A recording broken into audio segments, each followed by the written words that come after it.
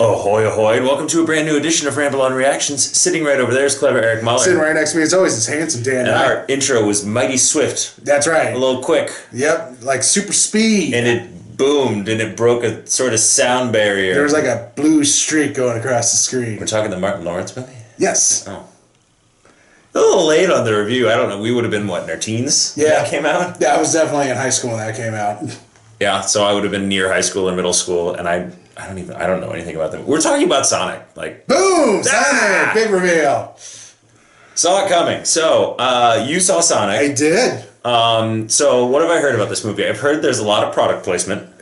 Odd product placement. I've heard there's some Jim Carrey scenery chewing, some good old classic Jim Carrey scenery chewing. Chef's kiss to that for some of it. James Marsden, not Marsden, wrong guy. And I like him so what? I just screwed up his name. James Marsden's the guy from Buffy.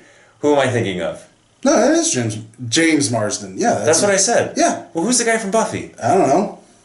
I can see his face. I might have to look that up because that's going to bother me. Is it James Marsden? Because he was also Cyclops. Yeah. Really? He was Cyclops. I don't know. Also, I learned he's 47. What? Yeah, he's lived a good life. Good on you. Wow. I'm going to double check. You tell me a little bit about Sonic. So, Sonic, it follows the adventures of our favorite, super fast Sonic Hedgehog. It's pretty much he's on his planet. He is sent to Earth to avoid being detected. It is James Marsden. What am I doing? I don't know. What is Spike's name then? That's going to bother me. This is real gripping stuff here. It's very important. He arrives on Earth. He's on Earth in this Green Hills, Montana for 10 years. James Marsters. I'm not even kidding. Master. Marsters. There's an R.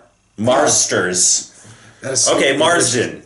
All right, so Sonic is in the town that James Martin is the local sheriff of. Okay. Then one night when he's super depressed, Sonic accidentally creates a sonic boom, which brings in the U.S. government, and they hire Dr. Robotic, played wonderfully by Jim Carrey, to investigate, and then you get your buddy adventure comedy. Okay. For kids. I was going to say for kids, pretty standard, like... So, plot-wise, you know what you're getting. Right, you know meat exactly. Potatoes. Right. Some Olive Garden in there. Which was so odd. This is things that I've heard about it, but I'm just so curious. Olive Garden. It's called Sonic. You think you could try to get Sonic Drive-Thru to be your sponsor. But instead you got Olive Garden. That would have been too much synergy for Sonic. Right. That would have been like Harold and Kumar go to White Castle. No. What it was is Sonic was all ready to sign up for it, but then they saw the initial Sonic release, like the first trailer, like, no, we are protecting our good name. And then Olive Garden's like, we don't give a shit. Because we're Olive Garden. Breadsticks for days. But, okay, so yeah, kind of odd. Anyway. But yeah, so I went and saw it with our good friend, writer, cuddler extraordinaire, Nate Zobel. So it was like me, him, and then the rest of the row were all kids. Wow. Okay. So, I mean, that's who the film is for. It's for them. Now, us as our, white men in their 30s who actually grew up playing the original Sonic. Did you? Yes. Yeah. I was a Sega boy. I was Super NES, but whenever I had friends who were Sega, I always played Sonic because it's fun. Yeah. But all three buttons do the same thing. But no, this movie was... For the lazy product placement, there's actually some smart writing in there. Like, Jim Carrey has some solid jokes that work in this. Okay. And I kind of like how the three main characters, Sonic, Robotnik, and James Marsden, they're, like, triangle of relationships. It's weird because, like, they each want something that the other person has. So, like, it's clever in that way for the adults, but at the same time, like, you have, random stupid jokes, which, for the kids. Of course, there's also this one character in the movie called Crazy Carl that... There's one scene where me and Nate were laughing louder than the kids because it was incredibly funny. Oh, okay. Well, but there's some good moments. And yeah, you have Jim Carrey going back to 90s Jim Carrey, chewing up the scenery, playing it with his face. So there's some fun times, but I mean, at the same time, you know exactly what you're going to get from this film. It is a kid's film. It's not breaking new ground. It's not, anything where I'm like, what? Yeah, you do. Okay, so let's address the elephant that everyone can remember. Yeah. And so it looked good. Yeah. Probably a wise decision for them to push back their release by 4 months. Remember, I was the one who initially debated that it was a good idea, and you were the one who said, no, you're going to end up losing money because of it. And it's on pace to be the highest video game movie of all time, if I remember correctly. Suck that, Pikachu. Yeah. But it's more along the lines of I don't like. It makes me apprehensive toward like an artistic vision. However, yes.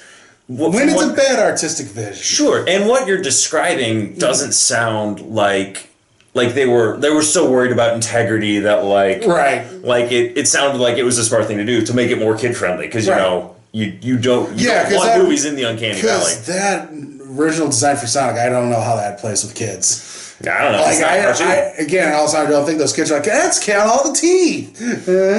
No kid wants to do that. Yeah, since that final trailer came out too, it was like they even revamped the trailer and they were not hiding anything. Mm-hmm. So as long as it wasn't like one of those sausage party things where nobody got paid or they get forced overtime for free, like if everyone got paid and everyone left happy, great. Cool. And this is the result of it. Fantastic, and it seems to be doing well. Like it won the weekend. Last weekend. Yeah. Because we're at a different weekend. We don't know what the numbers are for this weekend. Nope. It's later. I'm trying to think if there's anything else in there. Is there anything else like positives, negatives? Were there any big negatives for you?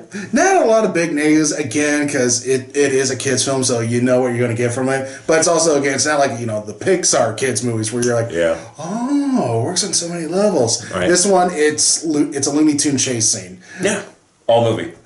So it's the Mad Max Fury Road of... kids movies, yeah. Okay. Of video game movies. Of video game movies. All right, well, so grade it. B-.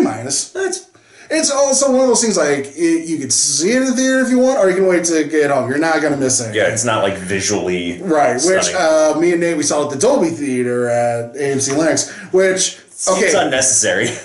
It was the only time that it was available. Okay. But can we talk AMC really quick? Okay, I'm already in the Dolby Theater. You don't need to sell me the Dolby Theater experience. Especially when you run the same trailers for it. Come in like... twice in a row, trying to sell me for the thing that I'm already at.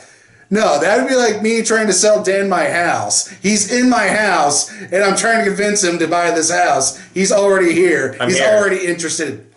Or if I was like renting your back room is for studio time and we're currently recording in it. Right. It'd be like, hey, by the way, check this radio. Check out this back room for recording. No. This works for our purposes. Stop it. I'm there to enjoy the movie. I'm still upset. I will say this while we're on camera. I'm still upset I didn't get to see 1917 there. It was out of theaters so quick, and I'm like, yeah, so quick. But so I'll give Sonic a B-, AMC Dolby Theater commercials an F. Ooh, hear that? Spitting fire. Mic dropped. So, clever Eric Muller with his hot takes against Dolby Digital Cinemas. That's right. And handsome Dan Knight just being hot. Look at that face. I missed you too, Internet. Ramble on. Anchors away.